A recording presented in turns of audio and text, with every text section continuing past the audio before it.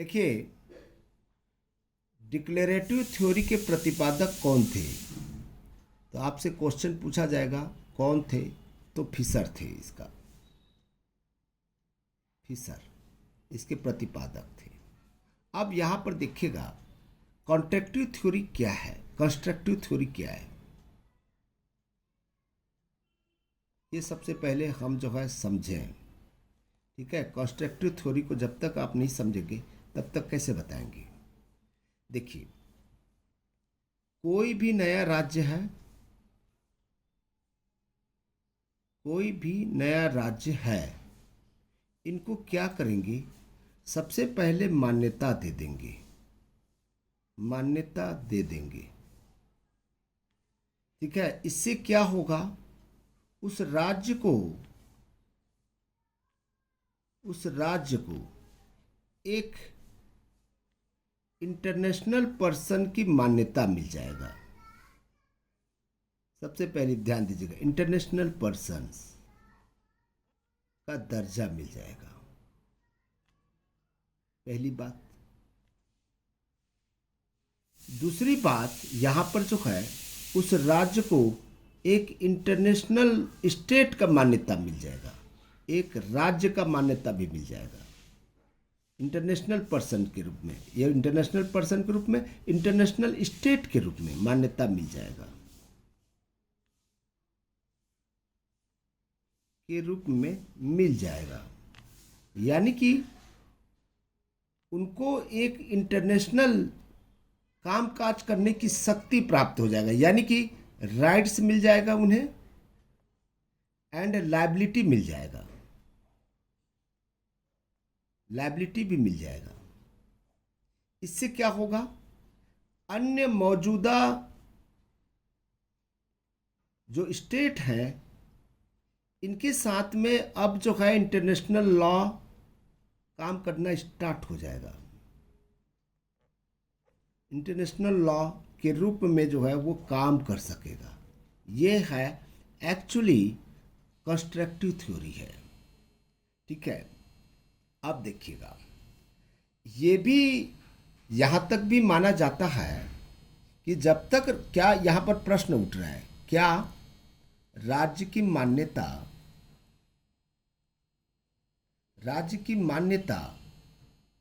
अस्तित्व में नहीं है, अस्तित्व में नहीं है,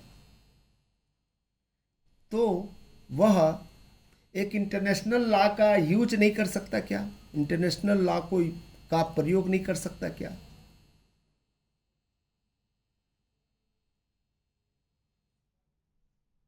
तो यहां पर यह प्रश्न उठा था। इसका मतलब ऐसा नहीं है कि जब तक राज्य की मान्यता नहीं देंगे तब तक जो इंटरनेशनल लॉ में वो पार्टिसिपेट नहीं कर सकता, ये कर सकता है। इस सिद्धांत के अनुसार राज्य को हम एक विशेषाधिकार दे देंगे, विशेषाधिकार प्रदान कर देंगी, कुछ दायित्व दे देंगी। ठीक है, जिससे वो इंटरनेशनल लॉ का विषय बन सके। केवल इतना है कंस्ट्रक्टिव थ्योरी का कि उस नए राज्य को कुछ प्रिविलेजेस दे देंगे, कुछ लायबिलिटी दे देंगे, ताकि वो इंटरनेशनल लॉ का विषय बन सके, बस इतना है। लेकिन इसका क्रिटिसाइज होता है भाई, बहुत ज़्यादा आलोचना होता है, बहुत ज़्यादा आलोचना हुआ। कैसे? ठीक है, हम उस स्टेट की तो मान्यता दे दिया, स्टेट की मान्यता मिल गया ये, ताकि वो इंटरनेशनल लॉ के रूप में अपना परफॉर्मेंस कर सके। लेकिन यहाँ पर जो वहाँ के जो समुदाय हैं, उस राज्य के जो समुदाय हैं, समुदायों को यानी कि लोगों को, ठीक है, अभी भी राइट्स, ड्यूटी और लायबिलिटी नहीं मिलता है। राइट्स है, ड्यूटीज है और जो लायबिलिटी है उनको नहीं मिलता है।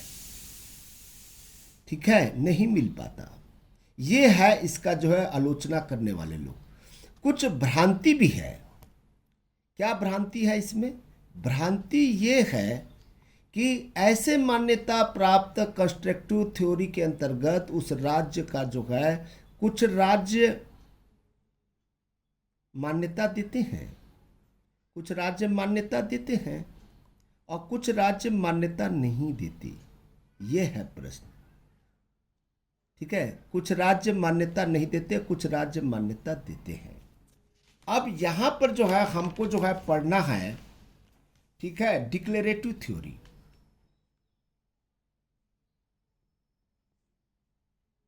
राज्यों की मान्यता से संबंधित जो डिक्लेरेटिव थ्योरी है, मैंने बताया था, इसके प्रतिपादक हैं फिशर और एक व्यक्ति हैं जिसको हाल वेगनर बोलते हैं, हाल वेगनर।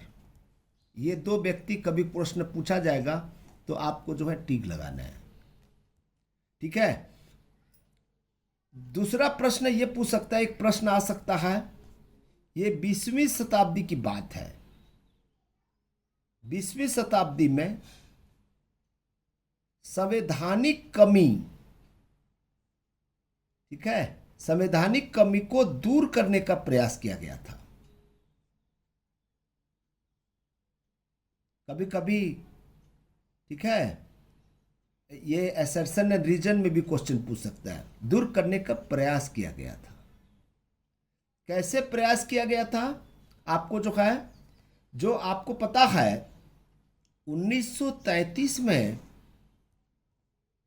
मिंटो वीडियो कन्वेंशन आया था, कन्वेंशन। इसकी जो आर्टिकल 3 है, आर्टिकल 3 के तहत इस सिद्धांत को निर्धारित किया गया। इस सिद्धांत को निर्धारित किया गया। ये भी क्वेश्चन जो है पूछा जाता है। 1933 का जो मिंटो वीडियो कन्वेंशन है, उसमें आर्टिकल 3 में डिक्लेरेटिव थ्योरी को जो है जोड़ा गया था। अच्छा जी, इसमें जो फॉलोअर हैं, इनके जो फॉलोअर हैं, इस सिद्धांत का जो फॉलोअर हैं, उनकी मान्यता ये है, उनका कहना यह है कि मान्यता की इस प्रक्रिया में, ठीक है, को अन्य राज्यों द्वारा राज्य का औपचारिक मतलब औपचारिकता निभानी पड़ती है, फॉर्मेलिटी, अस्तित्व मात्र माना जाता है। औपचारिक अस्तित्व, फॉर्मल एक्सिस्टेंस है। हम जो है इनको एक स्टेट के रूप में मान्यता देते हैं। देखिएगा, यहां पर दो चीजें आपको समझना है। ठीक है, ये डिक्लेरेटिव मतलब घोषणा करके, चलो हम आपको मान्यता दिया। ठीक है, यहां पर दो बातें आपको हमेशा दिमाग में बिठाना है। यदि हम अंतर्राष्ट्रीय स्तर पर बात करें, जो अंतर्राष्ट्रीय अधिकार होता है, राइट्स होते हैं, लायबिलिटी होती है, दायित्व होती है, का राज्य द्वारा प्रयोग किया जाता है। लायबिलिटी का और राइट्स का राज्य द्वारा यदि मान लीजिए इसका उपयोग कर रहा है, उपयोग किया जाता है, उसे हम डिक्लेरेटिव बोलते हैं, डिक्लेरेटिव थ्योरी के नाम से जानते हैं। और कंस्ट्रक्टिव थ्योरी को यदि इसी भाषा में समझने की कोशिश करें, जब राज्य को मान्यता की कानूनी अधिकार मिल जाता है, ठीक है, लीगल राइट्स मिल जाता है,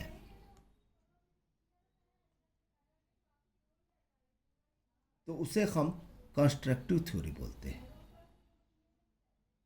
ये दो प्रश्न जरूर पूछा जाता है, ये दोनों को आपको ठीक से समझना है। ठीक है, शायद मुझे लगता है आप लोगों को ठीक से समझ में आ गया होगा। अब देखिएगा यहां पर जो है, जब हम लोग डी फैक्टो की बात करते हैं, डी फैक्टो रिकॉग्नाइजेशन और डी जूरे मान्यता, ये दो चीजें होता है, यानी कि तथ्यतः और ये विधितः मान्यता होती है। विधितः मान्यता,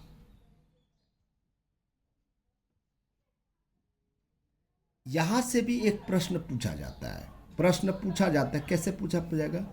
डी फैक्टो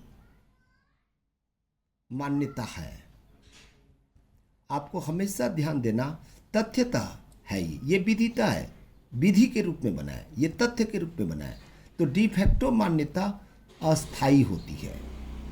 अस्थाई मान्यता आपको टिक लगाना है, पहली बात। दूसरा, सशर्त मान्यता है।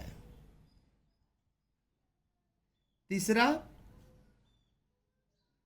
सशर्त मान्यता हो सकता है, मान्यता हो सकता है, और बिना शर्त का भी हो सकता है, बिना शर्त का भी हो सकता है। ठीक है। चौथा चीजें जो है आपको दिमाग में बिठाना है, कुछ आवश्यक, जो भी आवश्यक होगा उस शर्तों को पूरा करने के बाद में होता है। पूरा करने के बाद इसकी मान्यता मिलती है।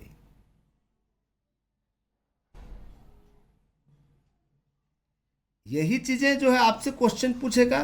डी जूरे रिकॉग्नाइजेशन जो होता है वो स्थायी मान्यता होती है। स्थायी मान्यता बिना शर्त की,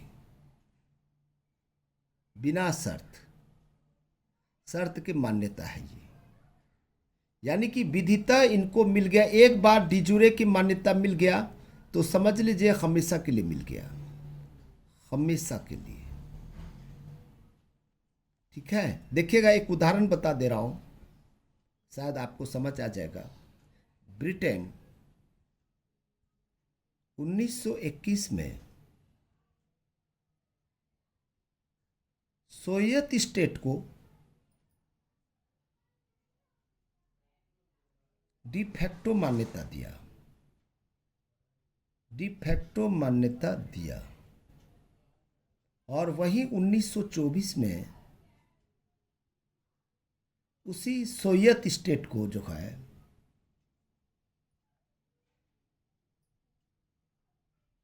डी जूरे मान्यता दिया। यानी कि इसका मतलब ये हुआ, जब किसी स्टेट को डी जूरे मान्यता मिल जाती है तो ये कैंसिल नहीं हो सकता। जब यदि मान लीजिए डी फैक्टो मान्यता दी जाती है तो हो सकता है कि भविष्य में उनको राज्य से बाहर रखा जा सकता है। यही अंतर है, आप लोगों को समझना है। मैं एक अलग से वीडियो बना रहा हूँ, 2 इम्पॉर्टेंट केस स्टडी जो एग्जामिनेशन के पर्पस में बहुत जरूरी है। इसके बाद वो वीडियो अपलोड होगा, वो जरूर देखिएगा। Thank you.